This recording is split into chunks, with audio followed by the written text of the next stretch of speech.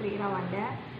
Di sini saya akan mempresentasikan makalah dari kelompok muda yang berjudul Pengaruh Penerimaan Kelompok Sosial Terhadap Kepercayaan Diri pada Remaja. Yang pertama yang akan saya bahas di sini adalah latar belakang adanya makalah ini. Yang pertama adalah masa remaja adalah masa di mana individu mulai menyesuaikan diri terhadap lingkungan sekitar. Dan beberapa tugas dari remaja, salah satunya yaitu membangun hubungan yang baik dengan komunitas sebayanya, baik itu dengan lawan jenis maupun sesama jenis. Pada masa awal remaja ini, remaja mulai mengembangkan kesempatan dalam bersosialisasi secara lebih luas dibandingkan pada masa sebelumnya. Jadi, seperti yang saya katakan sebelumnya, penerimaan atau penolakan dalam kelompok sosial pada remaja sangatlah penting. Dan ini akan memberikan pengaruh yang sangat kuat pada sikap, pola pikir, perasaan, serta perbuatan remaja itu sendiri ke depannya. Sebagai akibat secara langsung dari penerimaan kelompok sosial adalah akan adanya rasa senang yang akan menimbulkan keberanian untuk memberikan pendapat serta inisiatif-inisiatif baru dalam membantu teman-teman dalam lingkup sosialnya, dan pada akhirnya akan menimbulkan perasaan dibutuhkan dan berharga terhadap diri remaja itu sendiri. Sebaliknya, jika ia merasa tertolak dari kelompok sosial sebayanya, akan mengakibatkan perasaan kecewa serta frustasi, juga menimbulkan gangguan pada aspek psikis serta sosial pada remaja yang bersangkutan. Pengertian kelompok sosial sendiri itu apa sih? Jadi, pengertian kelompok sosial sendiri adalah secara singkat merupakan himpunan atau kesatuan manusia yang terdapat aksi dan juga reaksi dari anggotanya. Terdiri dari dua orang atau lebih yang hidup bersama dikarenakan adanya hubungan antar mereka, baik hubungan timbal balik, hubungan saling mempengaruhi, serta adanya unsur kesadaran untuk saling tolong-menolong. Nah, kemudian ada proses terbentuknya kelompok sosial. Proses terbentuknya kelompok sosial itu disertai alasan atau korelasi antar anggota satu dengan anggota lainnya, dan juga adanya gotong royong dan adanya rasa saling mempercayai. Kelompok sosial itu sendiri terbentuk melalui proses interaksi dan sosialisasi, di mana manusia bersatu datang bersama-sama dalam kehidupan berdasarkan pada hubungan timbal balik yang saling mempengaruhi dan memiliki kebersamaan untuk membantu.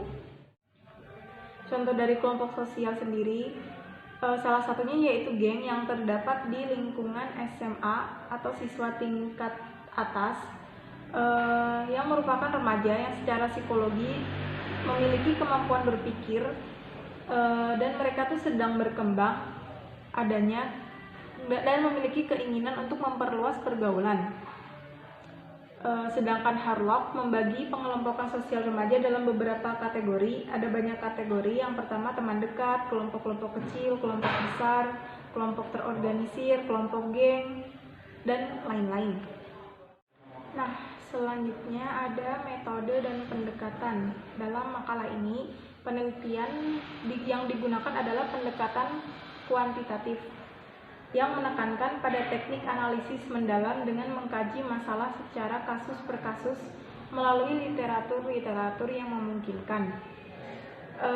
Strategi penelitian ini menggunakan pendekatan studi kepustakaan dengan menghimpun informasi yang relevan dengan topik serta masalah yang akan penulis teliti lebih lanjut.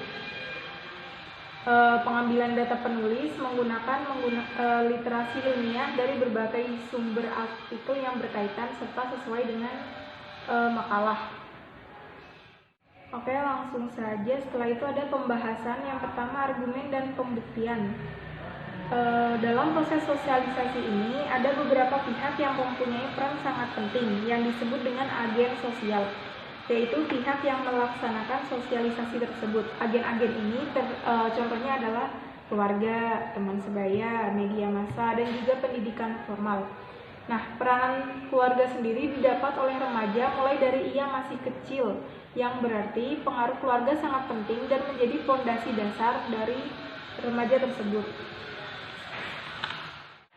Kemudian ada ciri-ciri remaja yang memiliki kepercayaan diri yang sangat tinggi dalam dirinya. Yang pertama, ia akan merasa ada dan kuat atas tindakan yang ia lakukan. Yang kedua, ia merasa diterima di kelompoknya. Yang ketiga, merasa percaya terhadap dirinya serta punya ketenangan sikap. Untuk meningkatkan kepercayaan diri remaja, itu dapat dilakukan dengan kebiasaan menanamkan sifat percaya diri dengan memberi suasana yang demokratis yang memungkinkan individu melakukan evaluasi dan belajar dari pengalaman mereka. Semakin tinggi peran kelompok teman sebaya mengakibatkan semakin tinggi pula kedisiplinan seseorang tersebut. Akan tetapi sebaliknya, jika remaja kurang mendapat penerimaan dari kelompok sosial serta teman sebayanya, maka yang terjadi adalah anak akan merasa kecewa dan kurang dihargai. Nah, perasaan-perasaan ini yang akan mengakibatkan akar dari penyebab kurangnya kepercayaan diri kepada remaja hingga pada akhirnya remaja itu kalau mendapat masalah itu akan menghindari masalah itu daripada menyelesaikannya. Hal ini akan terjadi sampai dewasa. Ada beberapa bentuk-bentuk interaksi sosial dalam kehidupan sehari-hari, yaitu yang pertama kerjasama, yang berarti suatu usaha bersama antar perorangan atau kelompok untuk mencapai satu tujuan. Kemudian ada akomodasi, yang mempunyai pengertian sebagai suatu proses di mana orang perorangan saling bertentangan, kemudian saling mengadakan penyesuaian diri untuk mengatasi ketegangan tersebut. Kemudian ada persaingan, yang diartikan sebagai suatu proses di mana individu atau kelompok bersaing ingin mencari keuntungan melalui bidang kehidupan dengan cara menarik perhatian atau mempertajam prasangka yang telah ada, tanpa menggunakan kekerasan ataupun ancaman. Yang keempat ada konflik atau pertentangan, adalah suatu proses di sosial di mana individu atau kelompok berusaha memenuhi tujuan dengan jalan menantang pihak lawan dengan ancaman atau kekerasan.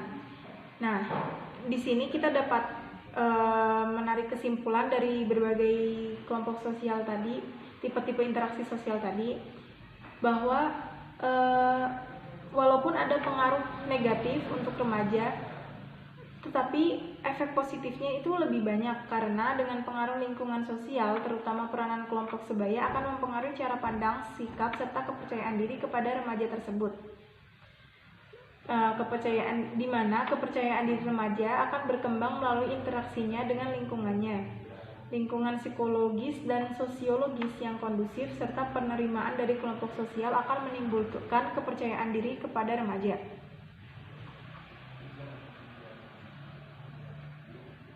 Jika seorang remaja kurang mendapat penerimaan dari kelompok sosial serta teman sebayanya, maka yang terjadi adalah anak akan merasa kecewa dan kurang dihargai. Sedangkan kepercayaan diri, seperti yang kita ketahui, kepercayaan diri itu sangat penting. Kepercayaan diri merupakan aspek kepribadian manusia yang berfungsi penting untuk mengaktualisasikan potensi yang dimilikinya.